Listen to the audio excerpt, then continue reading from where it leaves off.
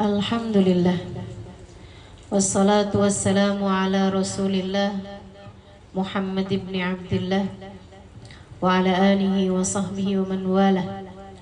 Subhanaka la ilma lana illa ma 'allamtana innaka antal alimul hakim. Rabbi shrah li sadri wa yassir li amri wahlul 'uqdatan min lisani yafqahu qawli, amma ba'du. Alhamdulillah, semoga kita semuanya dirahmati dan dicintai Allah, disayangi dan disyafaati Nabi besar Muhammad sallallahu alaihi wasallam, insyaallah. Amin ya rabbal alamin. Dan juga semoga kita semuanya menjadi orang-orang yang didekatkan dengan Al-Quran. Amin ya rabbal alamin. Saudaraku sekalian yang saya muliakan, saya diberi paham bahwa semua yang hadir di majelis ini mayoritasnya adalah para penghafal Al-Quran.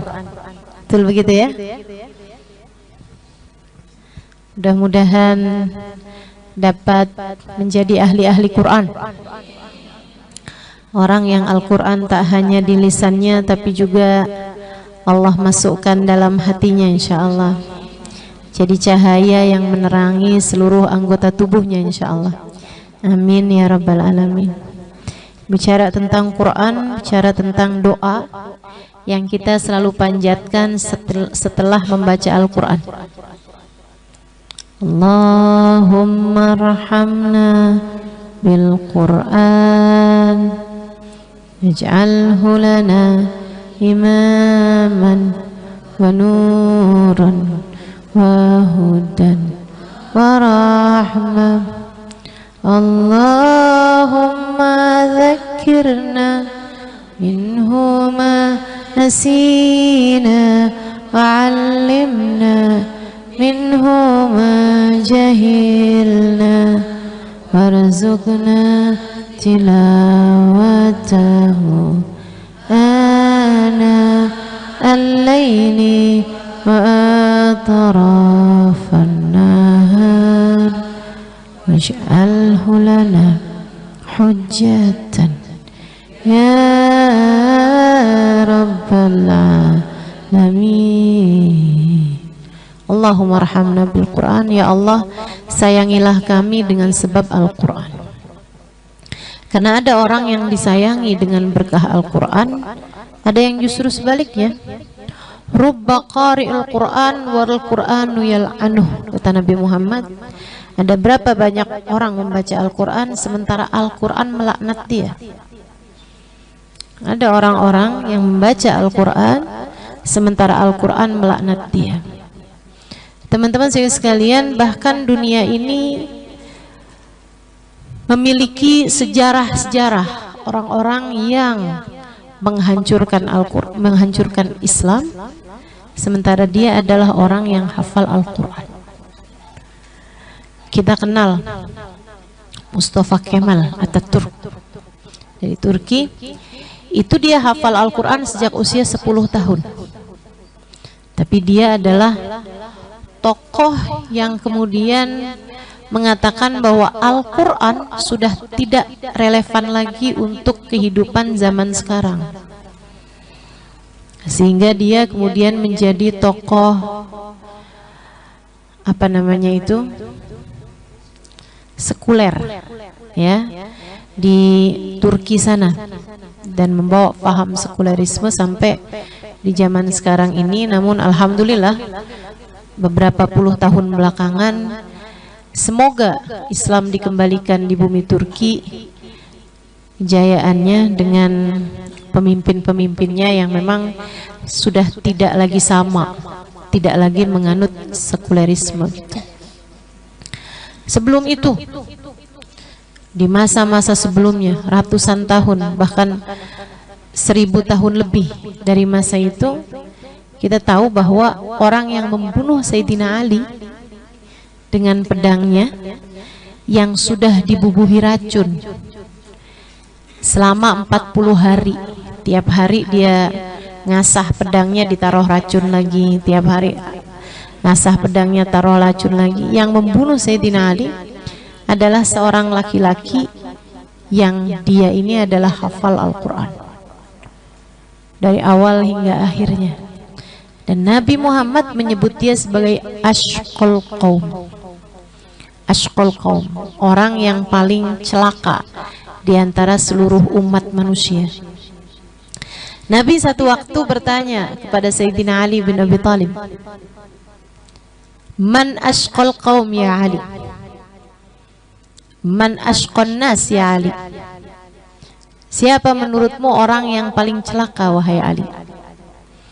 Sayyidina Ali mengatakan, yang membunuh untanya Nabi Saleh yang Allah ceritakan dalam Al-Quran. Fadamdam alaihim rabbuhum bidhanbihim fasawaha. Apa sebelumnya tuh? Apa sebelumnya ayatnya? Fakadzabuhu faaqruha. Atasnya lagi? Atasnya lagi? Saya nggak hafal Quran. Kalau dicek gini jadi ini ya. Surat apa itu?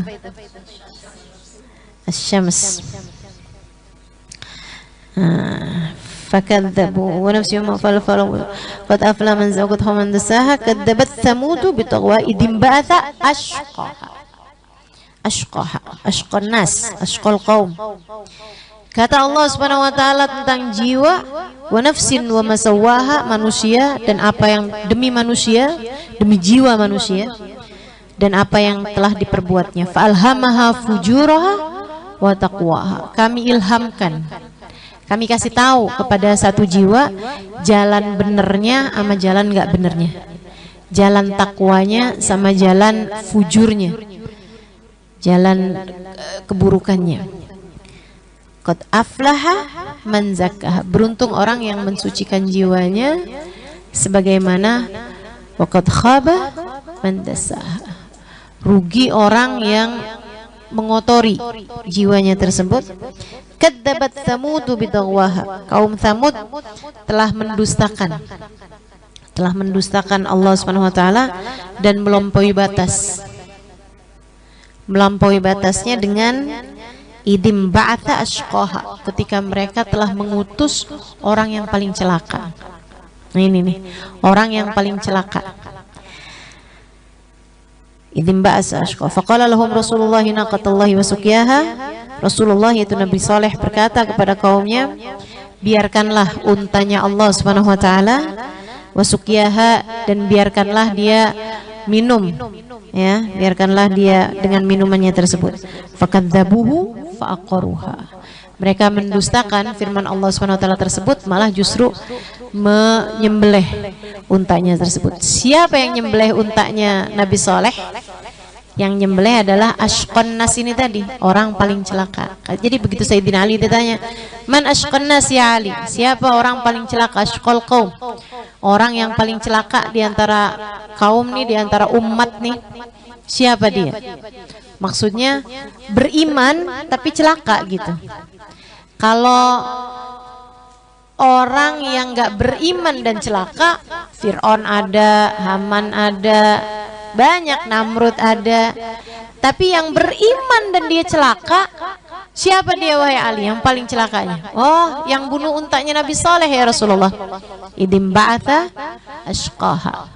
Kata Nabi Muhammad, huwa ashqal awwalin. Yarhamukillah. Huwa ashqal awwalin. Dia adalah orang paling celaka dari umat terdahulu. Wa man ashqal akhirin.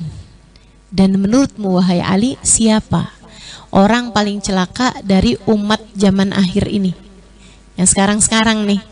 Siapa dia? Sayyidina Ali bilang, Allah wa rasuluhu a'lam. Allah dan Rasulnya yang lebih tahu. Nabi Muhammad kemudian menjawab, yang akan membunuhmu nanti wahai Ali. Jadi itu dari mulai masih hidup Sayyidina Ali tahu bahwa dia akan dibunuh. Meninggalnya itu dalam keadaan sebabnya adalah dibunuhnya oleh orang muslim tapi yang paling celaka. Ini dia nih, orang muslim yang paling celaka. Saudara sekalian yang saya muliakan, dia ini najemin pedangnya setiap hari dari mulai beberapa bulan sebelumnya. Dan 40 hari sebelum dia membunuh Sayyidina Ali, dia tajemin, ditaruhin racun, tajemin, taruhin racun, tajemin, taruhin racun, terus seperti itu. Itu teman-teman saudara sekalian, puasa 40 hari sebelum membunuh Sayyidina Ali. Hafal Quran dari awal hingga akhirnya dengan suara yang sangat merdu ketika membaca Al-Quran. Dan dia berkata, saya akan membunuh Ali bin Abi Thalib, dan dia akan saya jadikan sebagai amalan saya menghadap Allah Ta'ala. Saya akan membawa ini sebagai jihad saya di hadapan Allah Subhanahu wa Ta'ala. Kayak Nabi Muhammad menyebutnya sebagai asqal akhirin, orang paling celaka. Dia ngerjain perbuatan-perbuatan yang kelihatannya bagus, padahal kita tahu semuanya orang yang membunuh kesayangan Nabi Muhammad SAW, orang yang membunuh kota, membunuh pintu dari kota ilmunya Nabi Muhammad SAW.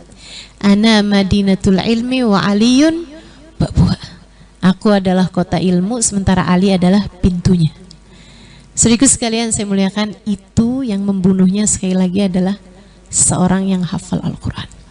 Itu sebabnya perlu banget buat kita minta sama Allah, Allahumma arhamna bil Quran. Ya Allah, sayangilah saya dengan berkat Al-Quran. Karena ada orang-orang dikasih Quran tapi nggak disayang sama Allah.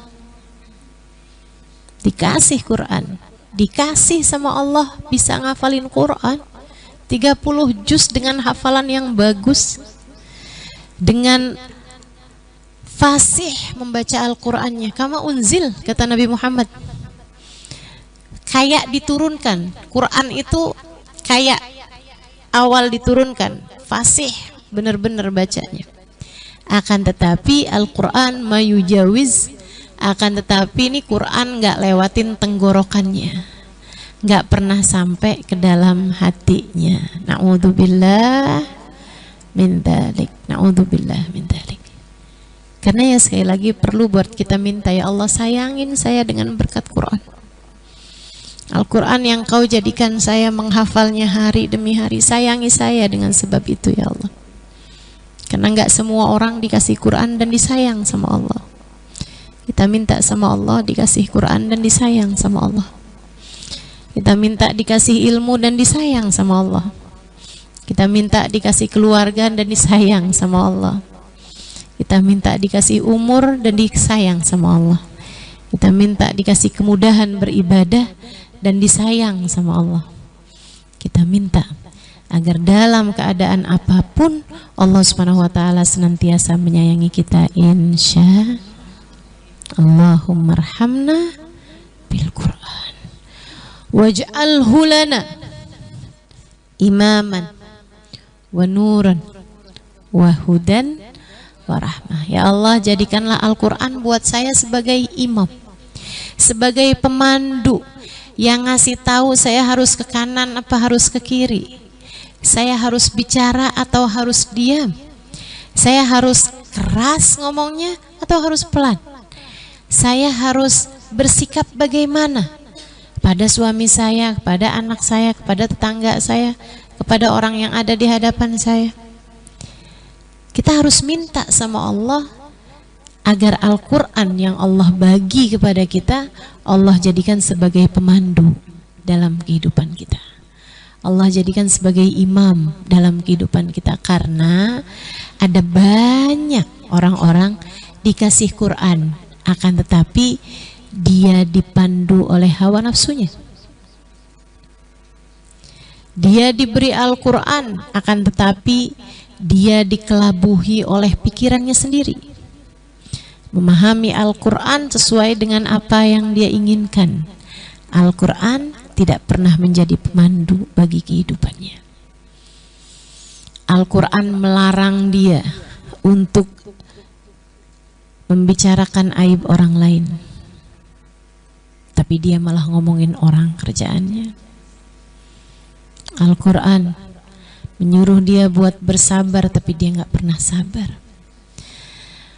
Fawailul lil musallin alladzina hum an salatihim sahun.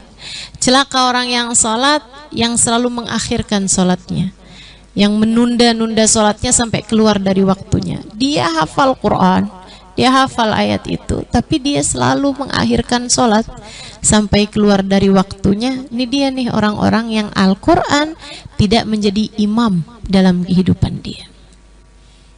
Minta sama Allah biar Al-Quran bisa jadi imam dalam kehidupan kita, biar kita diarahkannya sama Al-Quran, dipandunya sama Al-Quran.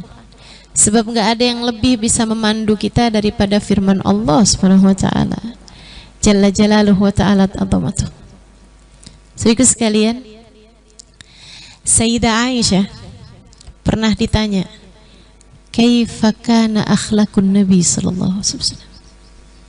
Kaifa kana khuluqun Nabi sallallahu alaihi wasallam? Bagaimana akhlaknya Nabi Muhammad sallallahu alaihi wasallam? Sayyidah Aisyah jawab gampang banget. Kata Sayyidah Aisyah, "Kana khuluquhul Quran." Sungguhnya akhlaknya Nabi Muhammad adalah Al-Quran. Terjemahan Al-Quran dalam kehidupan seseorang ya Nabi Muhammad sallallahu alaihi wasallam. Semua yang diceritakan Allah tentang kebaikan dalam Al-Quran ada pada diri Nabi kita Muhammad sallallahu alaihi wasallam. Al-Quran menganjurkan orang buat tawakal. Nabi Muhammad nomor satunya. Al-Quran menyuruh kita untuk bersabar. Nabi Muhammad juaranya. Al-Quran nyuruh buat khusyuk dalam sholat.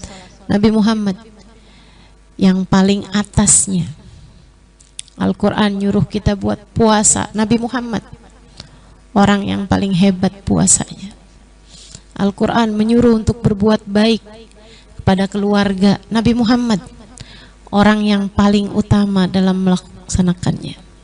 Al-Quran nyuruh kita buat maafin orang. Nabi Muhammad jagonya.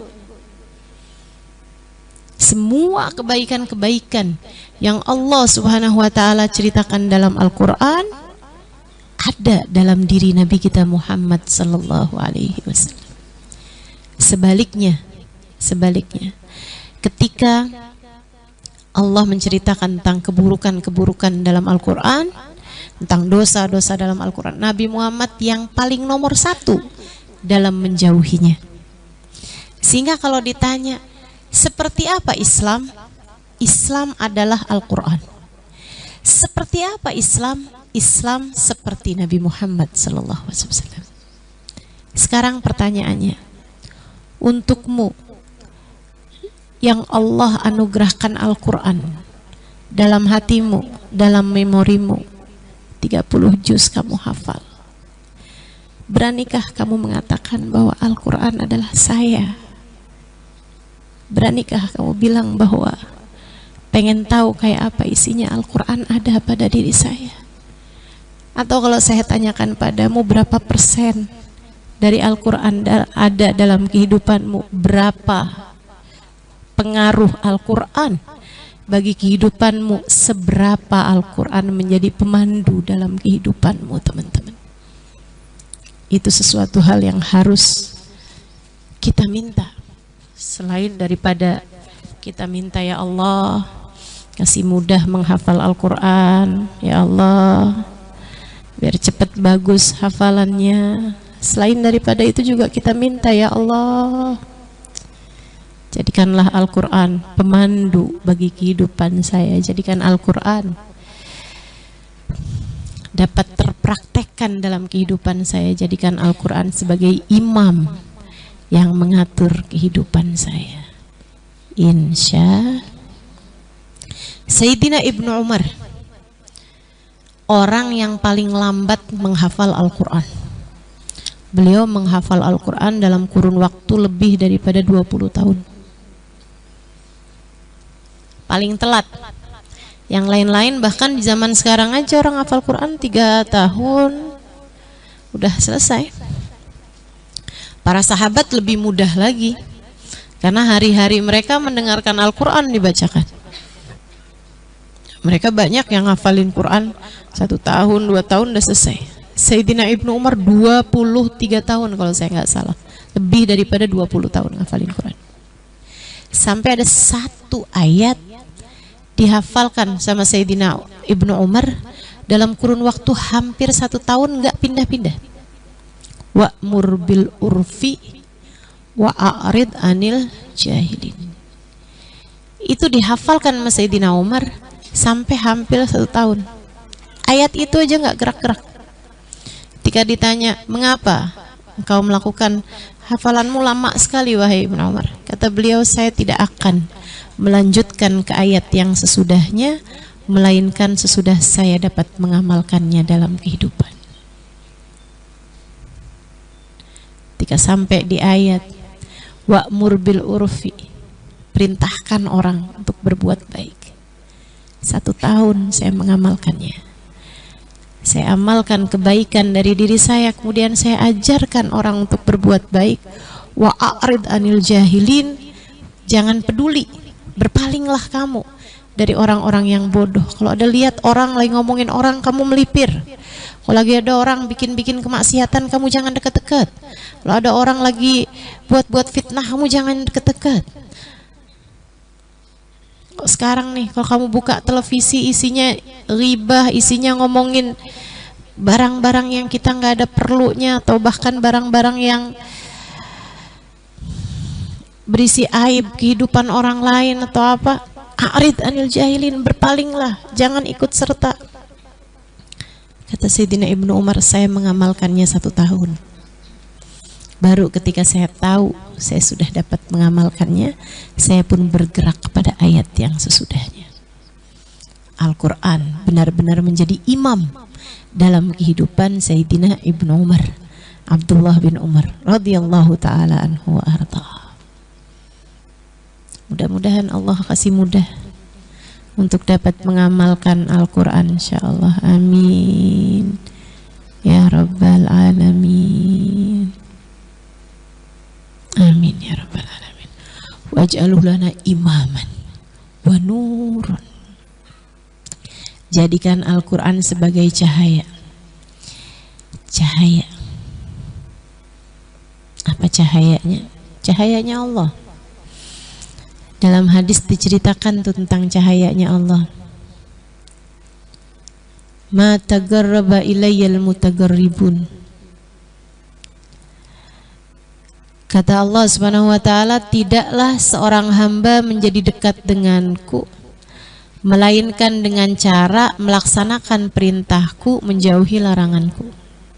Jika ada hamba, semua perintah Allah dijalanin, semua dilarang Allah dia tinggalin, jadi dekat sama Allah. Tapi dekat belum tentu dicinta. Kalau mau dicinta, naik lagi tingkatannya. Wa ma zalal 'abd yataqarrab ilayya bin nawafil hatta uhibbah. Kalau pengen dicinta, caranya habis kerjain yang fardu, tinggalin yang haram, bisa jadi orang bertakwa. Yataqarrab ilayya bin nawafil, yang sunnah-sunnah dikerjain. Yang sunnah itu bukan hanya sholat sunnah, puasa sunnah, zikir dan lain sebagainya, bukan. Tapi lebih kepada belajar buat senyum kalau ketemu, belajar buat ngomongnya yang bagus, belajar buat hatinya yang tulus. Sunnahnya Nabi Muhammad, belajar nggak benci sama siapapun, terus dikerjain, belajar ikhlas buat sedekah, belajar yang baik sama suami, yang baik sama anak, penuh cinta kepada sesama. Itu sunnahnya Nabi Muhammad alaihi wasallam. Cara kehidupannya Nabi Muhammad alaihi wasallam. Orang kadang-kadang zaman sekarang kalau disebut sunnah, kalau laki-laki mikirnya pelihara jenggot. Ya, gitulah. Padahal bicara nggak kasar, tidak mudah menyalahkan orang lain, itu jauh lebih sunnah daripada sekedar pelihara jenggot. tidak mengkafirkan orang, tidak membid'ahkan orang, menebarkan rahmat, jauh lebih sunnah. Perempuan kalau dibilangin sunnah, apa tuh? Mau dipoligami.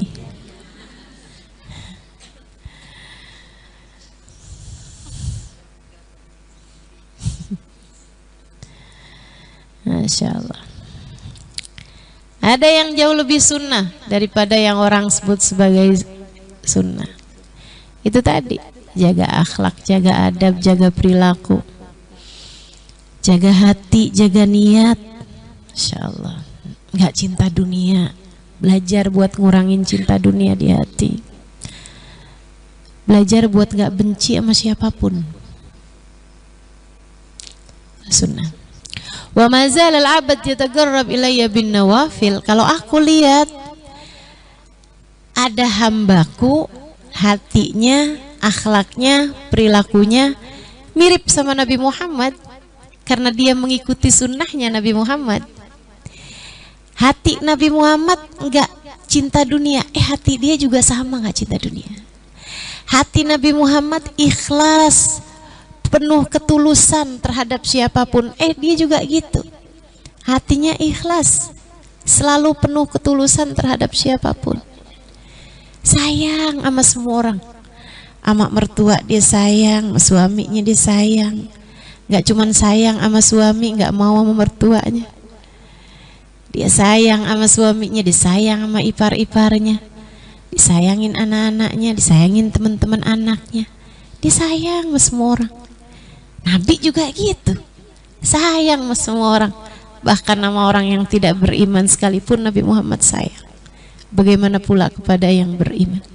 Allah kalau lihat hati kamu mirip sama hatinya Nabi Muhammad, meskipun kemiripan ini ya, kita nih kalau bisa mirip 10% aja udah cakep banget. 10% nih, 1% deh, 1%. Ada kemiripan nih hati, rasa hatinya sama Nabi Muhammad udah bagus banget. Boleh kalau Allah lihat masuk kamar mandi kaki kiri, keluar kaki kanan. Apa yang disukai Nabi kamu juga suka, apa yang nggak disukai Nabi kamu juga nggak suka. Hatta uhibbah, kata Allah, aku akan cinta padanya.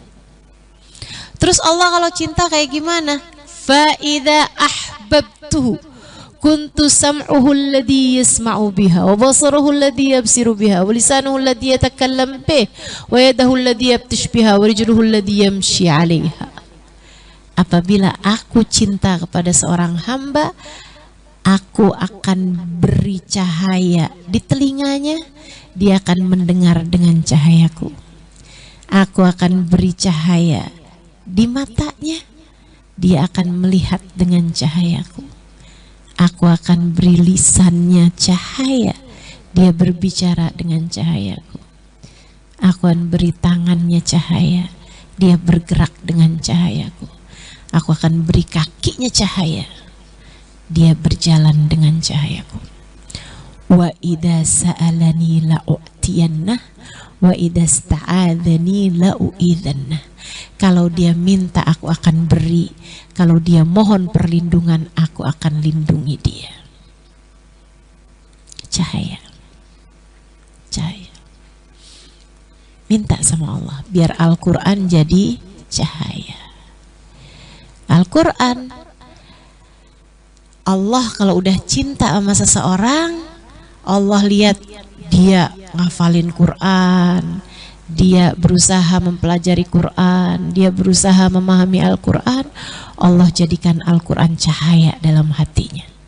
Itu kayak setrum, kayak setrum. Hati itu kalau udah dicahayain jadi kayak setrum, semuanya akan teraliri dengan cahaya. Jadi saklarnya di situ tuh, di hati. Allah taruhkan cahaya di hatinya, kemudian teranglah semuanya. Matanya terang, melihat kebenaran. Telinganya terang, mendengar kebaikan. Lisannya terang, hanya mau bicara yang bagus-bagus. Gak bisa bicara yang jelek-jelek. Gak bisa ngomong kasar. Bukan masalah ya saya belajar buat nggak ngomong kasar, bukan, tapi emang nggak bisa ngomong kasar. Ada, nggak bisa ngomong kotor, nggak bisa. Kenapa gitu? Cahaya di lisannya teman-teman, nggak bisa. Bahkan sebagian orang ngomong nggak manfaat, nggak bisa, lisannya nggak bisa ngomong nggak manfaat. Sebagian yang lain ngerti kalau ketemu barang haram, ada cahaya, setrumnya kuat banget. Begitu disuguhin makanan ada barang haramnya, langsung anggota badan saya yang 7 menolak semua jenis yang haram. Katanya Habib Abdullah bin Husain bin Tahir, a'dha'is sab'ah ma ya'rif fi'si rabbah. Anggota badan saya yang 7, mata, telinga, lisan, tangan, kaki, perut, farji, nggak ngerti caranya berbuat maksiat pada Allah Subhanahu wa taala. Guru saya Sayyidil Habib Umar bin Hafid, guru beliau namanya Habib Muhammad bin Abdullah Al-Haddar. Pas ngelihat Habib Umar, dia bilang kepada anak-anaknya, waktu Habib Umar masih muda, masih belum nikah, yang akhirnya dijodohkan sama putrinya Habib Muhammad bin Abdullah Al-Haddar, Ubabah Nur, dan menikah dengannya. Dari keduanya saya berguru, Ubabah Nur dan Habib Umar bin Hafid, mudah-mudahan diakui jadi muridnya. Itu teman-teman saya sekalian, Habib Muhammad bin Abdullah Al-Haddar ngelihat Habib Umar bin Hafid, dia bilang, hadzal fata ma ya'rif tariqal ma'siyah. Anak muda ini nggak ngerti caranya bikin dosa.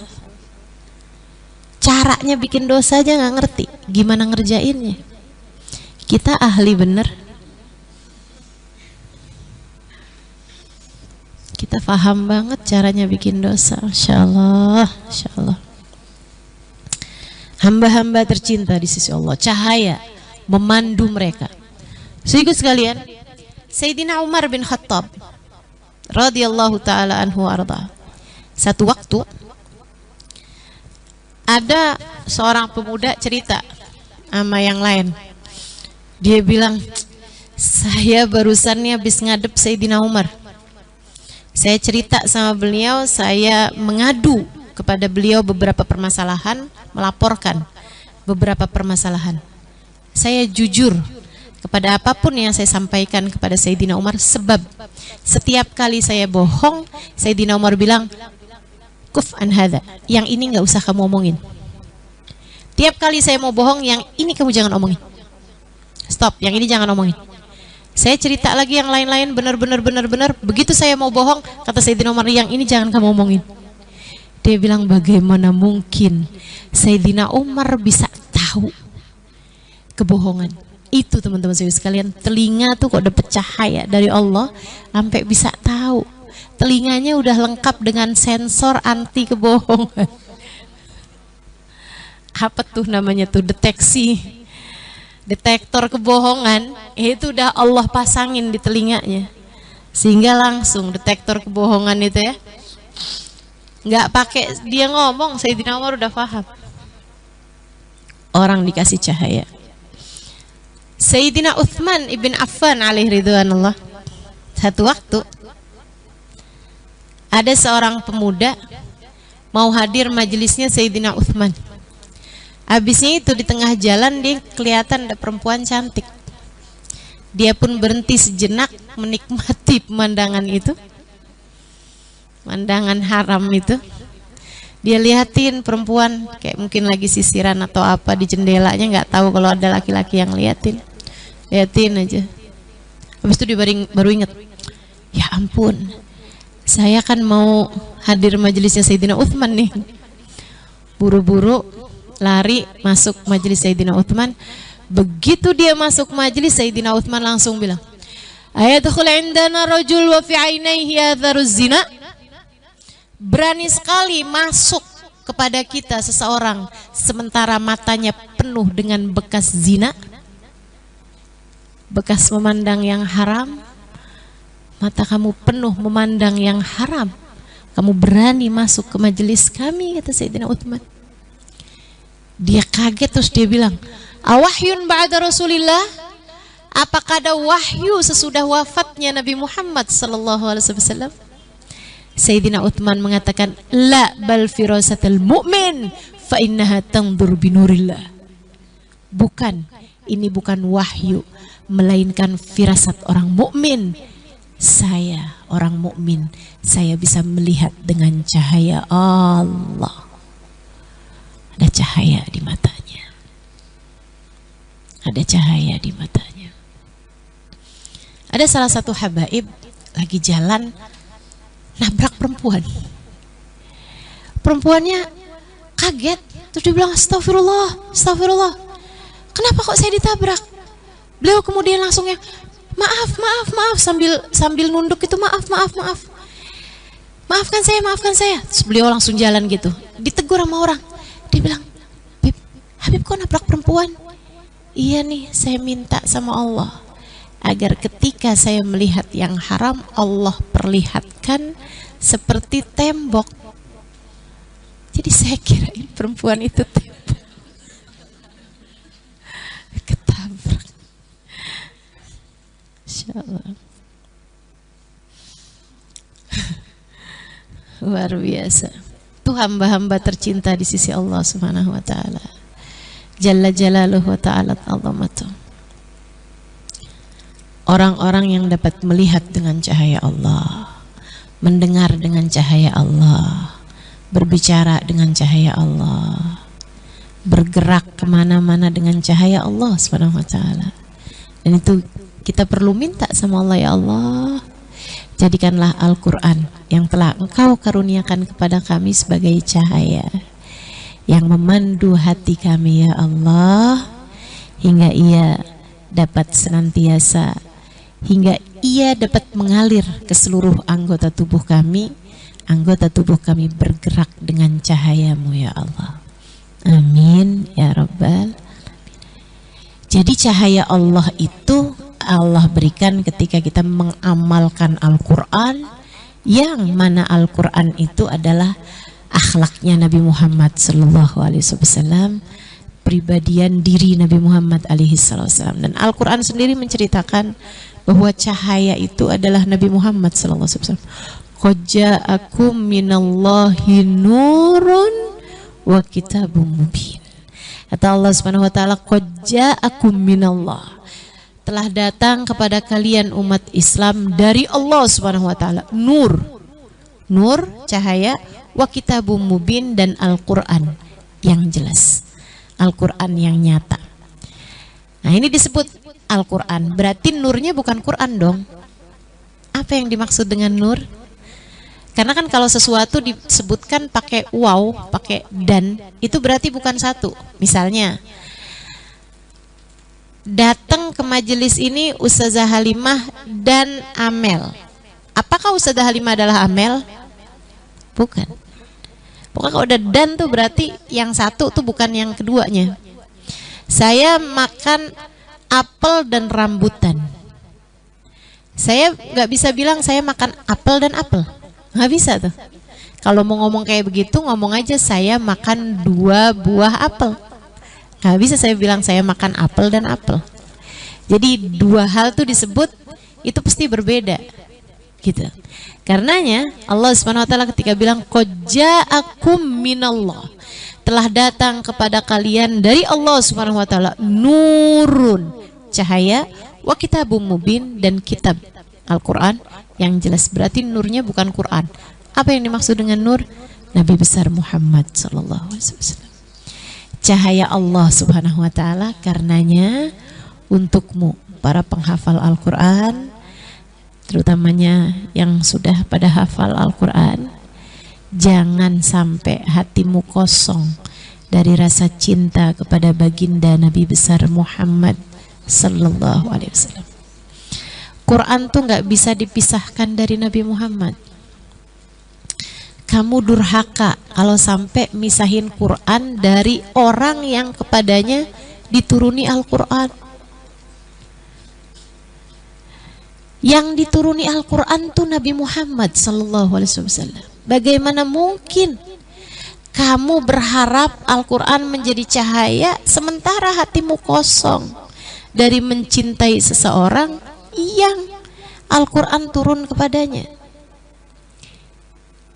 Ini salah satu hal yang perlu dijaga dan saya sampaikan kepadamu dengan penuh cinta.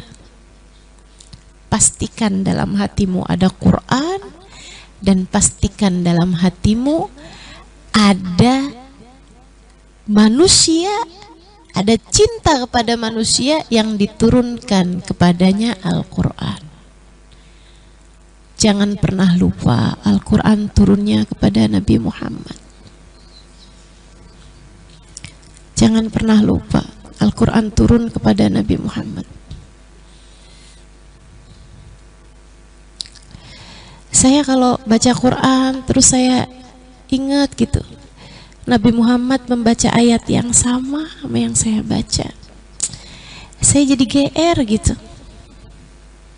Gede rasa hati saya, Allah, Kau izinkan kepada saya yang hina dina ini untuk melafalkan sesuatu yang dilafalkan manusia agung Nabi Muhammad SAW. Saya nggak hafal Quran, tapi saya kalau baca Quran, saya ingat Nabi Muhammad membaca yang sama, saya gede hati gitu. Saya ingin kamu juga merasa hal yang sama, bahkan lebih lagi. 30 juz Al-Quran yang ada dalam hati Nabi Muhammad ada pula dalam hatimu. Gak GR tuh. Mungkin itu sebabnya saya jadi gak hafal seluruh Quran ya. Kegeeran kayaknya nih. Kalau dikasih hafal seluruh Quran bisa GR banget. Masya Allah, teman-teman saudaraku sekalian, beruntung sekali dirimu itu. Jangan pernah kosong hatimu dari mencintai baginda Nabi besar Muhammad. Sebab beliau adalah cahaya Allah. Cahaya Allah Subhanahu wa ta'ala. Allah menyebutnya sebagai cahaya. Ma awwalu syai'in khalaqahullahu qabla al-asya. Wahai Rasul, apa yang pertama kali Allah ciptakan sebelum segala sesuatu? Ya Jabir, innallaha khalaqa qabla al-asya nura nabiyyika Muhammadin sallallahu alaihi wasallam min nuri. Wahai Jabir, sungguhnya yang pertama kali Allah ciptakan sebelum diciptakan segala sesuatu adalah cahayanya Nabi Muhammad sallallahu alaihi wasallam. Min nuri, Allah ciptakan dari cahayanya Allah. Kalau urusan cahaya, deketi Nabi Muhammad. Deketi Nabi Muhammad. Saya aja kalau lagi sumpek gitu, lagi sumpek, lagi galau, lagi susah, atau saya lagi nggak benar, saya ngerasa hati saya kok gini ya, ada perasaan-perasaan yang salah gitu, lagi kesel sama suami misalnya, ya namanya orang kan. Emang Ustazah pernah kayak gitu? Nah saya kan nggak terbuat dari tepung.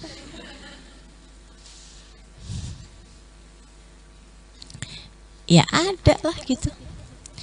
Nah kalau lagi ada rasa-rasa yang nggak benar, ada rasa-rasa yang salah gitu, saya berusaha untuk sholawat. Saya berusaha untuk ingat Nabi Muhammad. Dan itu berasa banget, Alhamdulillah. Seneng ya punya Nabi Muhammad sallallahu alaihi wasallam.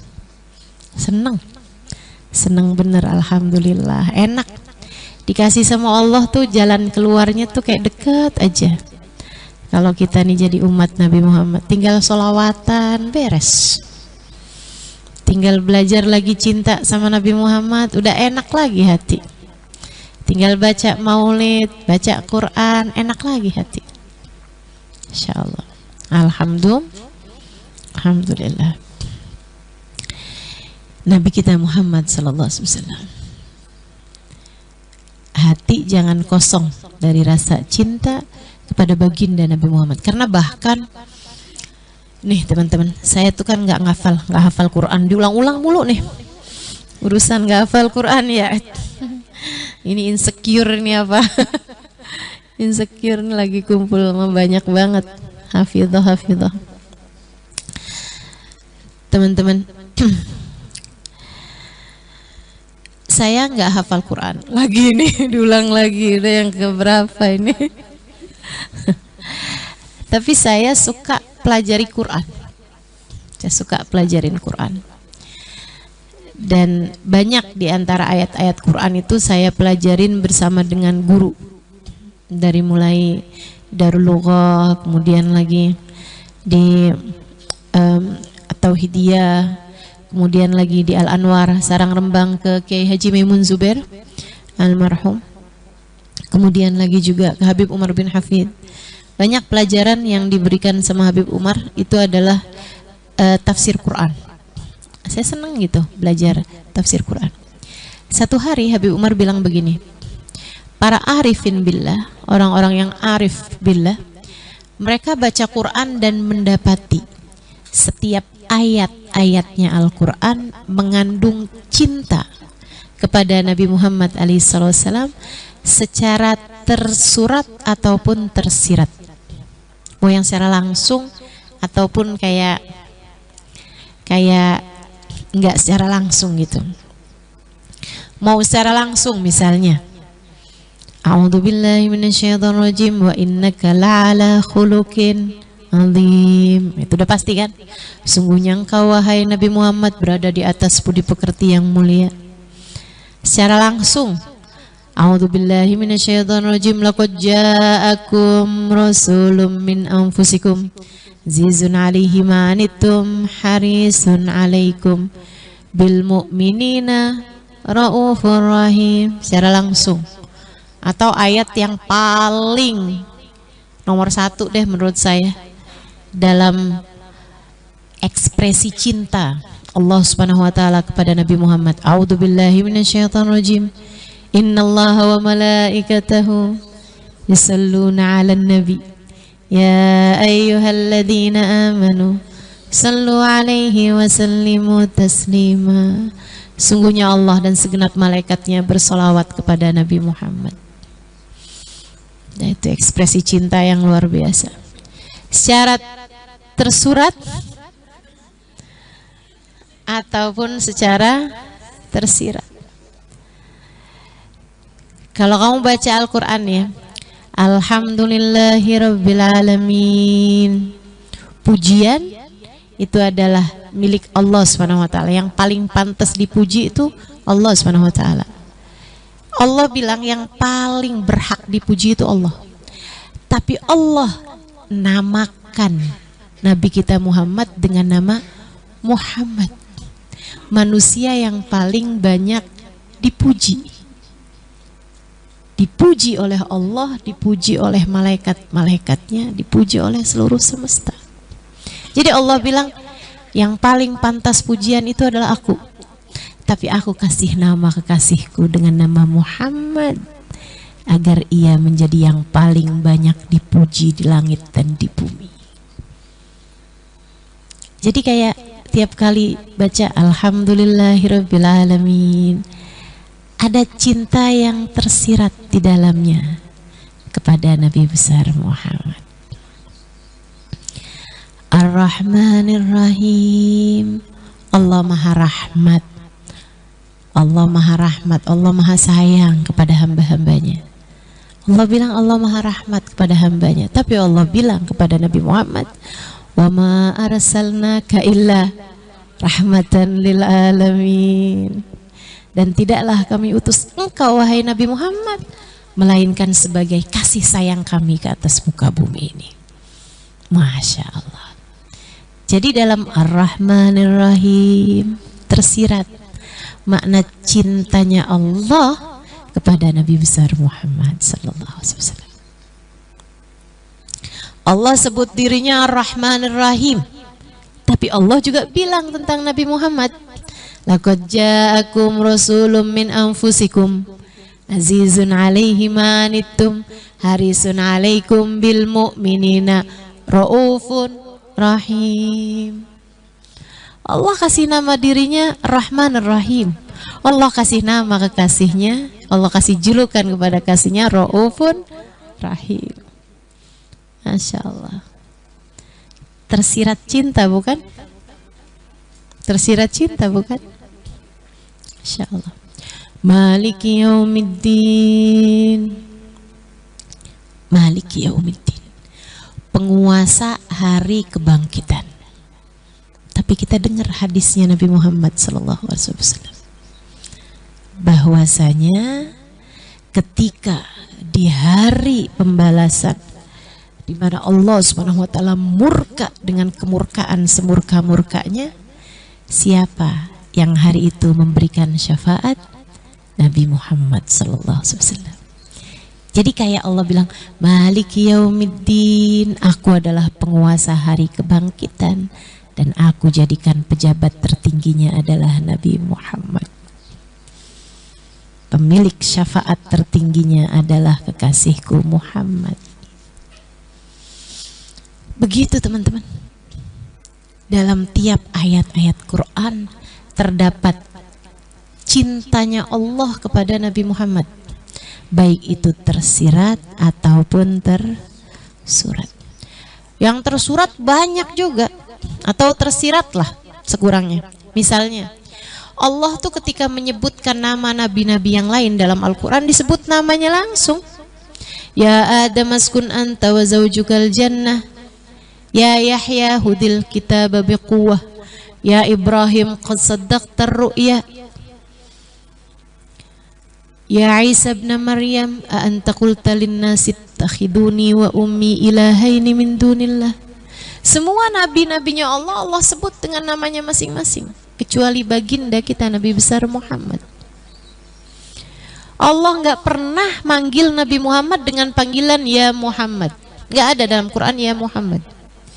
Allah sebut nama Nabi Muhammad, tapi dalam konteks bercerita Muhammadur Rasulullah. Muhammad adalah utusan Allah. Tapi untuk manggil Nabi Muhammad gak ada ya Muhammad. Adanya ya ayyuhan nabi